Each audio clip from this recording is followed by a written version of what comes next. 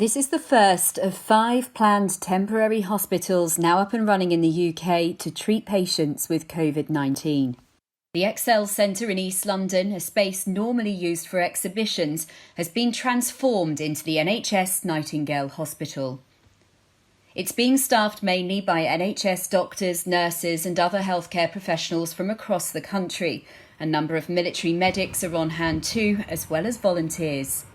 There's an extraordinary logistical operation taking place here. To start, there are 500 intensive care unit beds set up to care for patients with COVID-19. And there's the capacity for that number of beds to be increased up to around 4,000. But there's an ongoing concern that health workers here and across the country still don't have the personal protection equipment that they need to look after themselves too.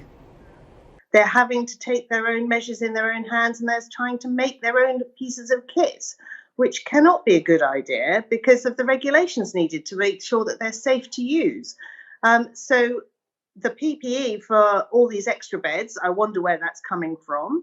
I hope they have a long-term strategy to how to keep the supply of the PPE kit going for all the places. The British government says more equipment is on the way, including 170 million masks. But despite assurances, there are still life-threatening shortages. Ventilators are another issue. Manufacturers have been helping to produce more, but there's questions over whether there's enough trained staff to operate them at NHS Nightingale. You need highly trained staff. You need highly trained nurses. You need highly trained doctors and anaesthetists, intensivists. And I'm not quite sure where all those highly trained staff are going to come from. It's great that we've got the volunteers coming in to offer their help, but for all these ventilated beds, I struggle to understand how we're going to manage it. The capital is dealing with more coronavirus cases than any other part of the country. Across London, many streets are nearly empty. The stay-at-home message getting through to most. But will it be enough to stop the UK's National Health Service being overwhelmed?